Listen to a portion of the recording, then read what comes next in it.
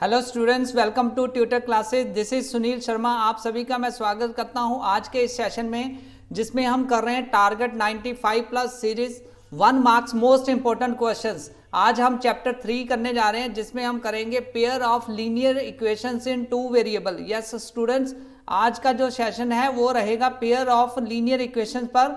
इसमें 1 मार्क्स के most important questions करेंगे सीबीएसई क्लास 10 मैथमेटिक्स से। तो स्टूडेंट्स, हमने पहले भी 2 सेशन ले चुके हैं 1 मार्क्स के क्वेश्चंस पर। चैप्टर 1 और चैप्टर 2 हम कंप्लीट कर चुके हैं। आज हम चैप्टर 3 की तरफ आगे बढ़ने लगे हैं। तो जिन बच्चों ने अभी तक वो वीडियोस नहीं देखी, तो वो वीडियोस जहां पर लिंक आपको मैं शेयर कर रहा हूं, आप वहां पे क्लिक करके देख सकते हैं।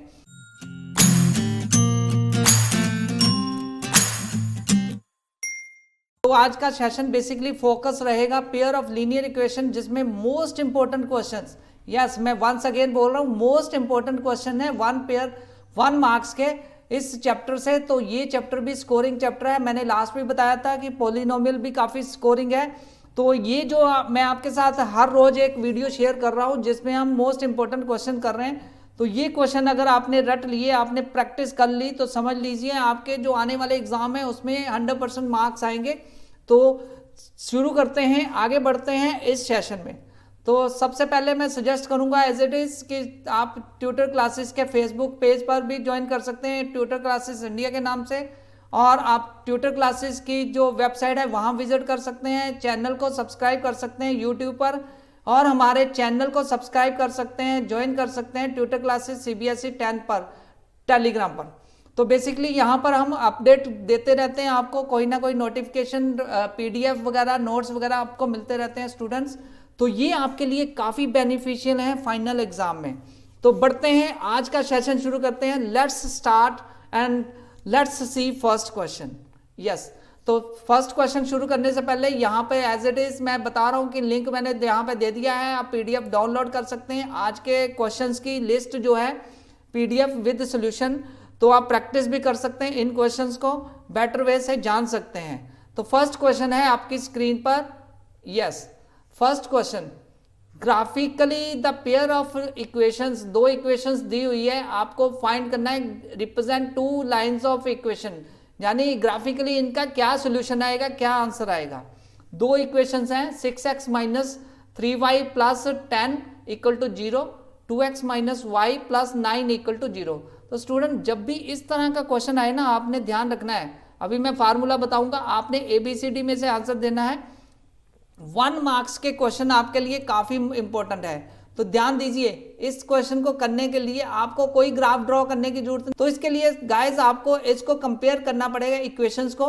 इक्वेशंस को कंपेयर कैसे करेंगे, ये इक्वेशंस होती हैं A1x yes plus B1y yes plus C1 equal to 0, और दूसरी इक्वेशन है A2x plus B2y plus C2 equal to 0।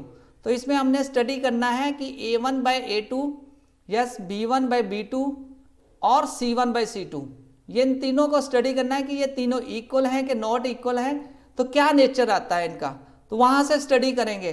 तो गाइज, अगर A1 by A2 equal to B1 by B2 हो और C1 बाई C2 के ना इक्वल हो, तो रिलेशन आता है पैरेलल लाइंस। ओके, तो हम पहले इनको स्टडी कर लेते हैं। यहाँ पर A1 की वैल्यू क्या है, A1 की वैल्यू कंपेयर कर रहे हैं इन इक्वेशंस को, जो गिवन इक्वेशन है। A1 6 है यस, B1 जो है -3 है, A2 जो है 2 है, B2 जो है -1 है, C1 जो है 9 है 10 है, और C2 जो है 9 है।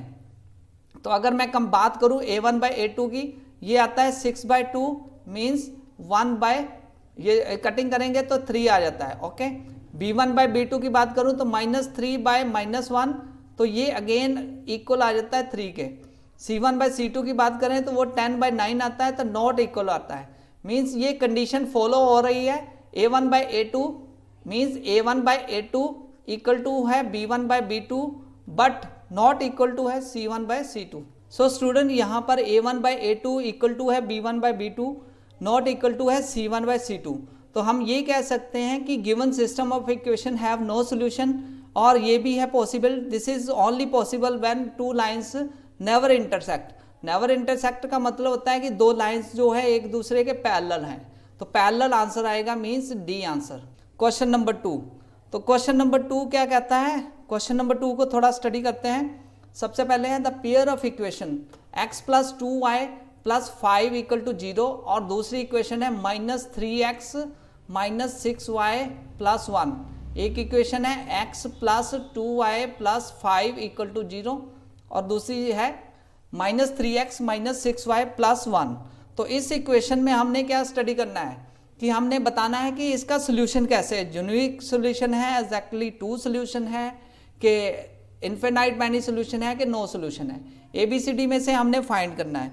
तो अगेन हम इसको कंपेयर करेंगे जनरल इक्वेशंस के साथ। जनरल इक्वेशन हमें पता है, yes, a1/a1x plus b1y plus c1 equal to 0, और दूसरी इक्वेशन होती है a2x plus b2y plus c2 equal to 0। तो ये कंडीशंस मैच करेंगे। यहाँ पर गिवन इक्वेशंस में a1 इक्वल टू 1 है, a2 इक्वल टू यहाँ पे -3 है, b1 इक्वल टू यहाँ पे 2 है, और b2 यहाँ पर -6 है, c1 यहाँ पर 5 है, और c2 यहाँ पर 1 है। तो ये इक्वेशन से हमने फाइंड किया, जो गिवन इक्वेशंस थी वहाँ से हमने फाइंड किया a1/a2 और b1/b2 और c1/c2। तो अगर हम इसको कंपेयर करें तो a1/a2 1/-1/3 आता है, b1/b2 भी अगर कटिंग कर ले तो -1/3 आता है, दोनों इक्वल है। c1/c2 5/1 आता है, जो नॉट इक्वल टू 5 है। तो ये कंडीशन बन गई। इस कंडीशन में यस a1/a2 जब इक्वल टू हो b1/b2, जब नॉट इक्वल टू हो कांस्टेंट टर्म की रेशियोज पे, तो क्या आता है, तब दोनों लाइंस पैरेलल होती हैं, और पैरेलल लाइंस का कोई भी सोल्यूशन नहीं होता। तो मीन्स आंसर आएगा डी आंसर, नो सोल्यूशन। तो आपने ये कंडीशन याद रखनी है, जब ये कंडीशन आती है तो नो सोल्यूशन और पैरेलल। लास्ट क्वेश्चन में भी यही कंडीशन बनी थी, जिससे हमने ये फाइंड किया था कि ये लाइंस पैरेलल है। तो ओके गाइस, आगे बढ़ते हैं नेक्स्ट क्वेश्चन की तरफ। नेक्स्ट क्वेश्चन क्या कहता है, if a pair of linear equation is consistent then the lines will be। तो यहाँ पर गाइस कंसिस्टेंट बताया हुआ है, तो हमें लाइंस का नेचर बताना है कि क्या आएगा। तो गाइस इस तरह का जब भी क्वेश्चन आएगा तो आपने ध्यान से देना है आंसर। तो यहाँ पे कंडीशन 3 कंडीशंस आती हैं। If 2 lines are parallel then they have no solution. तो pair of linear line inconsistent होती है। तो मतलब कहने का मतलब दो नेचर आएंगे, उन दोनों नेचर को स्टडी करते हैं। देखो, एक होता है इनकंसिस्टेंट, दूसरा होता है कंसिस्टेंट। यस, कंसिस्टेंट के लिए क्या होता है, और इनकंसिस्टेंट जब आएगा तो पेयर ऑफ लाइंस पैरेलल आएंगी। ओके, तो यहाँ पर हमें लाइंस पहले ही कंसिस्टेंट दिया हुआ है, तो मीन्स पैरेलल वाली ऑप्शन नहीं आएगी यहाँ पे। ओके, कंसिस्टेंट का केस क्या होता है, कंसिस्टेंट के केस में 2 वैल्यूज होती हैं, इंटरसेक्टिंग नेचर होता है, यस, इंटरसेक्टिंग, और यूनिक सॉल्यूशन होता है। 2 ऑप्शंस होती हैं, यूनिक सॉल्यूशन और इंटरसेक्टिंग। और सेकेंडली ऑप्शन क्या होती है कि वो कोइंसिडेंट होती हैं, इनफिनाइट सॉल्यूशन होता है, मीन्स उसमें इनफिनाइट सॉल्यूशन होता है और कोइंसिडेंट होती हैं। ये तब कंडीशन होती है जब कंसिस्टेंट आए। इनकंसिस्टेंट के केस में नो सॉल्यूशन और पैरेलल होता है। तो ये आपने याद रखना है, यहाँ पे कंसिस्टेंट दिया हुआ है, तो फिर यहाँ पर हमारी कंडीशन जो बनती है कोइंसिडेंट और इंटरसेक्टिंग लाइंस। तो ऑलवेज कोइंसिडेंट ये भी आ सकता है, ऑलवेज इंटरसेक्टिंग ये भी आ सकता है, लेकिन दोनों कंडीशन नहीं है। बी ऑप्शन में ये नहीं आएगा, डी में सिर्फ इंटरसेक्टिंग दिया हुआ है तो ये भी नहीं आएगा। तो सी ऑप्शन बेस्ट रिप्रेजेंट करती है, क्योंकि इंटरसेक्टिंग और कोइंसिडेंट आएगा इसका आंसर। तो ये है इसका कैसे हमने सॉल्व किया है इस क्वेश्चन को। नेक्स्ट बढ़ते हैं नेक्स्ट क्वेश्चन की तरफ। क्वेश्चन नंबर 4 क्या कहता है कि पेयर ऑफ इक्वेशंस दिए हुए y इक्वल टू 0 और y -7 दिया हुआ है। तो हमने क्या करना है, इसमें हमें फाइंड करना है कि इसका सोल्यूशन क्या आएगा। 1 सोल्यूशन आएगा, 2 सोल्यूशन आएगा, कि इनफिनाइट मैनी सोल्यूशन आएगा, कि नो सोल्यूशन आएगा। तो गाइज ये बहुत इजी क्वेश्चन है, इस तरह के क्वेश्चन ही आपको एग्जाम में आएंगे। मैं यहाँ पर शेयर कर रहा हूँ आपको pair of linear equations in 2 variable में 1 marks questions, most popular questions. तो अगर हम इसको डायग्रामेटिकली ड्रॉ करें, ग्राफ पे ड्रॉ करें, तो y equal to 0, y equal to 0 क्या होता है, ये लाइन आएगी, यस y 0 है तो ये स्ट्रेट लाइन में आ जाएगी। y इक्वल टू -7, तो y -7 नीचे लाइन आएगी, यस क्योंकि ऊपर y पॉजिटिव होता है, सेंटर 0, और जो डाउनवर्ड जो होता है y नेगेटिव होता है। यहाँ पे लेफ्ट साइड पे x पॉजिटिव, लेफ्ट साइड पे x नेगेटिव, राइट साइड पे x पॉजिटिव। तो यहाँ पे हमने रिप्रेजेंट किया y इक्वल टू -7, तो ये लाइन आ जाएगी। तो y इक्वल टू 0 सेंटर पे लाइन आ जाएगी ओरिजिन से। तो ये लाइनें, दो लाइनें पैरेलल आएंगी आपस में। तो पैरेलल लाइंस का हमेशा हमें याद रखना है कि नो सोल्यूशन होता है, लाइंस पैरेलल है तो नो सोल्यूशन। तो इस केस में देन डी आंसर आएगा, नो सोल्यूशन। बहुत इजी क्वेश्चन है, बस आपने इसको थोड़ा लॉजिकली सॉल्व करना है और ग्राफिकली भी आप सॉल्व कर सकते हैं इस तरह के क्वेश्चंस को और आंसर फाइंड कर सकते हैं। आगे बढ़ते हैं नेक्स्ट क्वेश्चन की तरफ। Question number 5, if the lines given, yes lines given, दो लाइंस दी हुई हैं पैरेलल, देन वैल्यू ऑफ के, तो हमें वैल्यू ऑफ के फाइंड करनी है जब लाइंस पैरेलल हैं।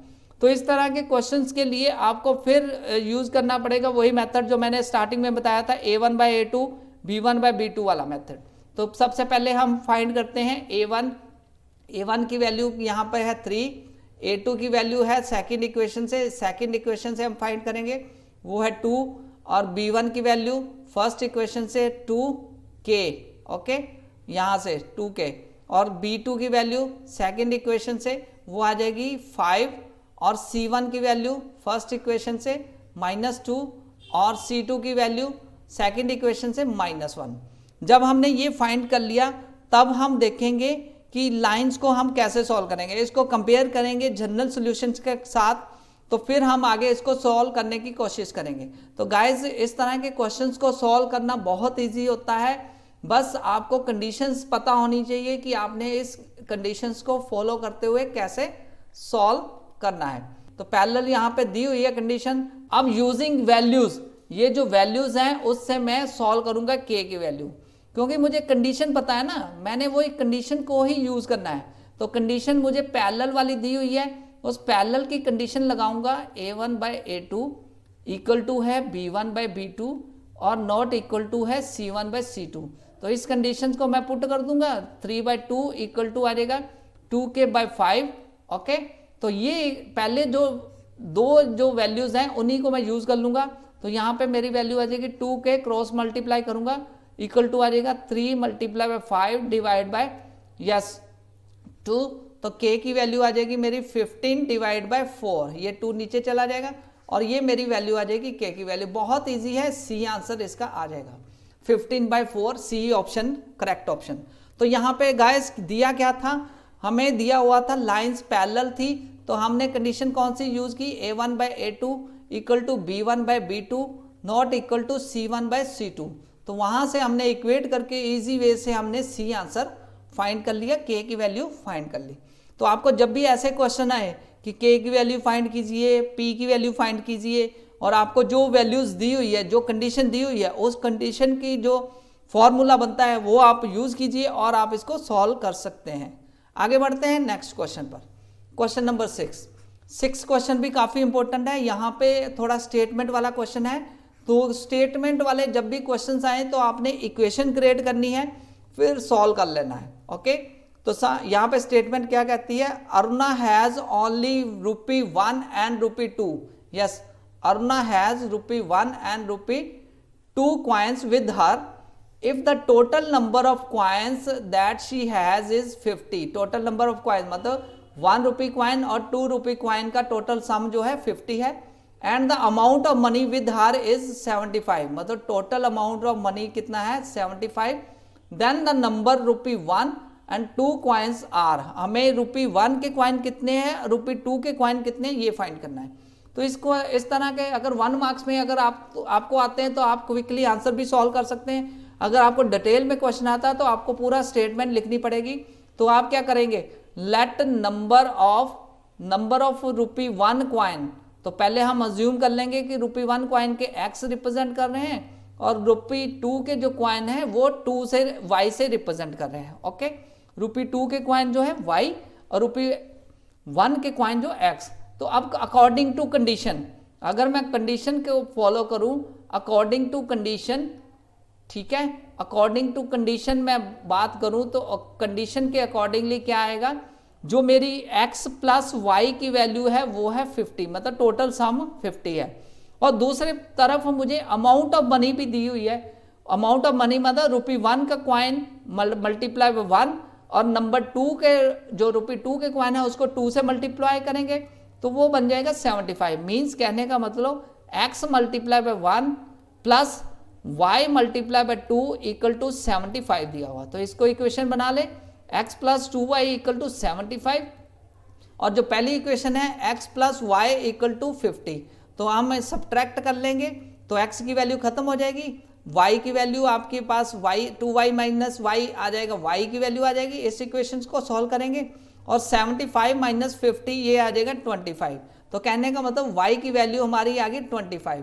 तो साथ साथ हम चेक करते जाते हैं ना, y क्या है ₹2 कॉइन, तो ₹2 कॉइन सेकंड नंबर पर आएगा क्योंकि पूछा गया है ₹1 और ₹2। तो 25 लास्ट वाली ऑप्शन में आपको पूरा सॉल्व करने की भी जरूरत नहीं होती, कई बार ऑप्शन मैच हो जाती है और इमीडिएटली आप सॉल्व कर सकते हैं। वैसे हम पूरा सॉल्व करेंगे तो यहाँ पे डी ऑप्शन हमारा आंसर आ गया। अब हम मुझे x फाइंड करना है तो x मैं कहीं पे भी इक्वेशन 1 में पुट कर दूंगा जो फर्स्ट नंबर पर है, x plus y equal to 50 है।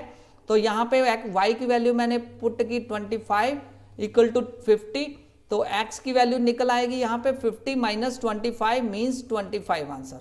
तो x की वैल्यू भी 25 और y की वैल्यू भी 25 मीन्स डी ऑप्शन। देखा मैंने कैसे फाइंड किया, मैंने जो कंडीशंस दी हुई थी वहां से दो इक्वेशन मैंने बिल्ड की, x plus y equal to 50 और दूसरी x plus 2y equal to 75।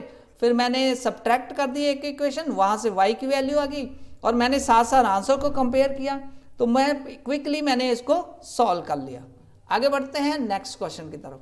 Question number 7 क्या कहता है, one equation of pair of dependent linear equation. मतलब हमें एक इक्वेशन दी हुई है तो सेकंड इक्वेशन हमें फाइंड करनी है, डिपेंडेंट है। तो यहाँ पे इक्वेशन 1 क्या दी हुई है, 5x plus 7y minus 2 equal to 0 दी हुई है। तो जब इक्वेशन, इस इक्वेशन में अगर बात करूं तो a1 इक्वल टू मेरा -5 है, b1 मेरा 7 है और c1 मेरा -2 है।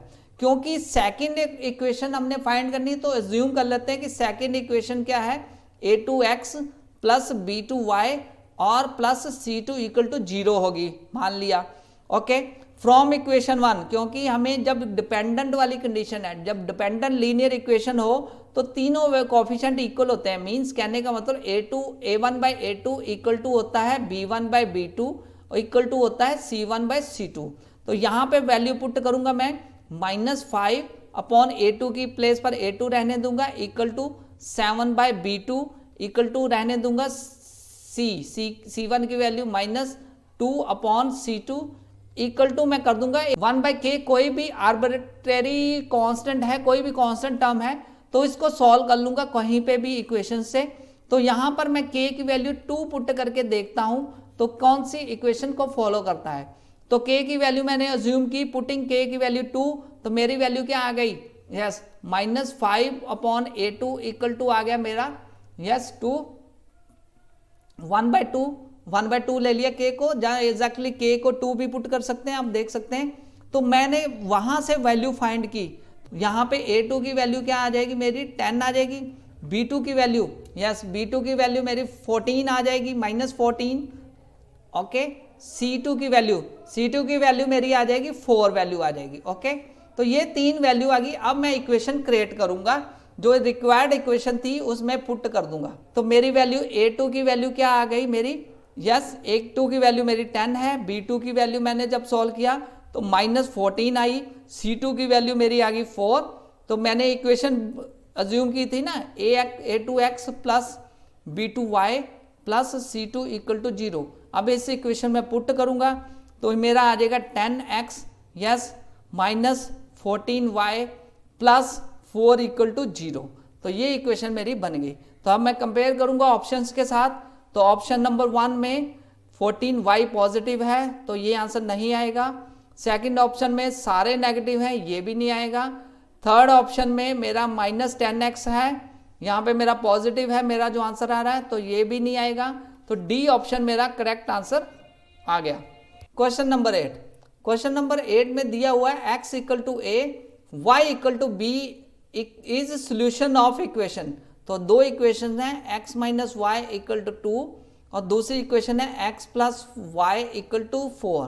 तो x की वैल्यू a है और y की वैल्यू b है, इन इक्वेशंस को वो सोल्यूशन है। मीन्स कहने का मतलब x इक्वल टू ए और x equal to Y equal to B, इन दोनों इक्वेशन का सोल्यूशन है। Then find the value of a and b। बहुत इजी है, जब इन वैल्यूज का सोल्यूशन, इसके दो मेथड हैं, आप चाहे इन इक्वेशंस को सॉल्व कर लीजिए और x और y की वैल्यू फाइंड कर लीजिए और उसको कंपेयर कर सकते हैं x को a के साथ और y को b के साथ। जब वैल्यू डायरेक्टली x की वैल्यू सोल्यूशन है यहाँ पर, तो पुट करके भी फाइंड कर सकते हैं। फॉर एग्जांपल यहाँ पे मैंने x की वैल्यू a पुट कर दी और y की वैल्यू b पुट कर दी दोनों इक्वेशन में, तो मेरा क्या बना, a minus B equal to 2, a plus b equal to 4। तो इन दोनों को मैं सॉल्व करूंगा, प्लस कर लूंगा, तो b वैल्यू मेरी कट जाएगी, तो मेरी बन जाएगी 2a इक्वल टू 6 और a की वैल्यू मेरी आ जाएगी 3। तो मैं साथ साथ कंपेयर करूंगा, a की वैल्यू 3 ए ऑप्शन में है और सी ऑप्शन में है। सेकेंडली अब मैं a की वैल्यू पुट कर दूंगा फर्स्ट इक्वेशन में, तो वहां से सॉल्व कर लूंगा। 3 minus B equal to 2 minus B equal to आ जाएगा 2 माइनस 3 यानी -1 माइनस बी इक्वल टू -1 और b की वैल्यू मेरी आ गई 1। तो ये मेरा आंसर आ जाएगा सी ऑप्शन, जिसमें a की वैल्यू 3 दी हुई है और b की वैल्यू 1 दी हुई है।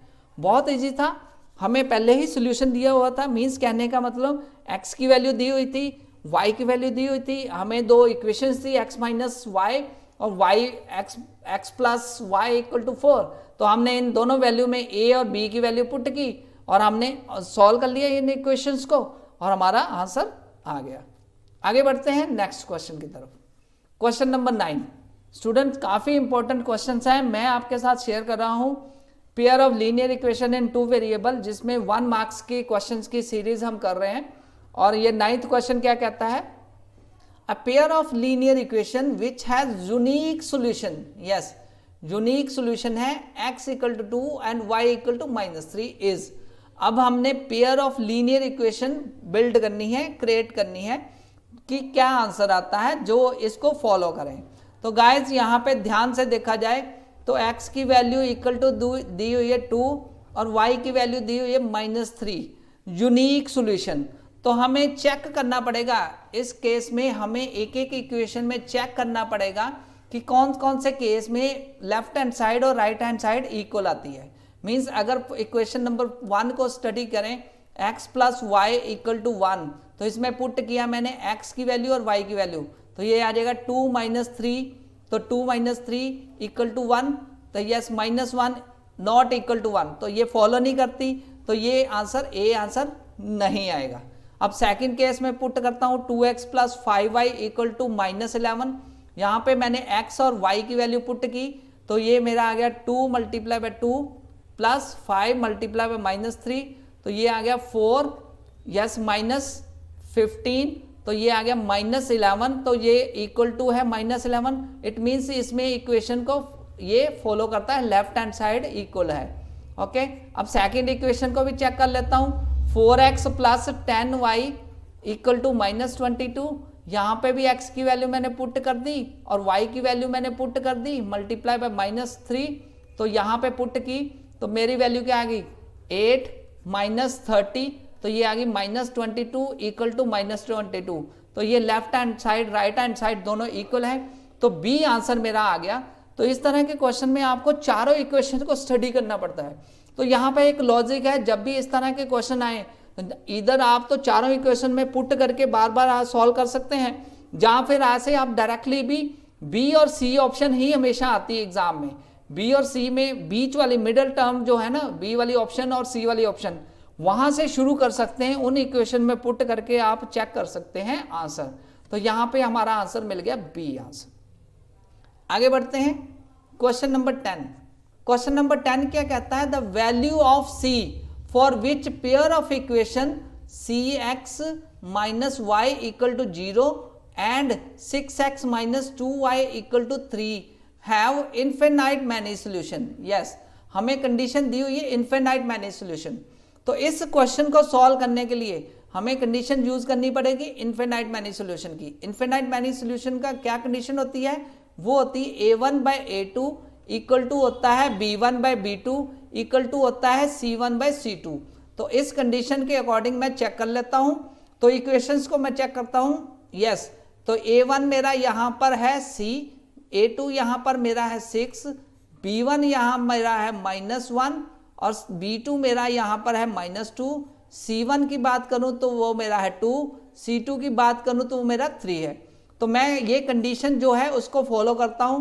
पहले मैं फर्स्ट 2, क्योंकि c की वैल्यू फाइंड करनी है ना, तो c मेरा फर्स्ट a1 में है, तो a1/a2 इक्वल टू b1/b2 से मैं c की वैल्यू पहले फाइंड करता हूं। वहां से आ गई मेरी c/6 इक्वल टू -1/2 तो c की वैल्यू आ गई मेरी 6 डिवाइड बाई 2 मीन्स 3। c की वैल्यू मेरी आ गई 3। अब दूसरा केस मतलब a1/a2 इक्वल टू c1/c2, इस केस से स्टडी कर लेता हूं। तो वैल्यू पुट की मैंने c/6 इक्वल टू आ जाएगी मेरी 2/3। तो यहां से c की वैल्यू आ गई 2/3 मल्टीप्लाई बाय 6। तो कटिंग की मैंने, c की वैल्यू मेरी आ गई 4। अब मेरी c की वैल्यू 2 आ रही है। जो मेरे ऑप्शन दी हुई है उसमें c की वैल्यू मुझे 1 ही दी हुई है। यस, पहली ऑप्शन में 3 दिया हुआ है, ये आंसर नहीं आएगा क्योंकि मेरी वैल्यू 3 और 4 दो ऑप्शंस आई हैं। तो b में भी नहीं है, c में भी नहीं है और d में नो वैल्यू आएगी। नो वैल्यू क्यों?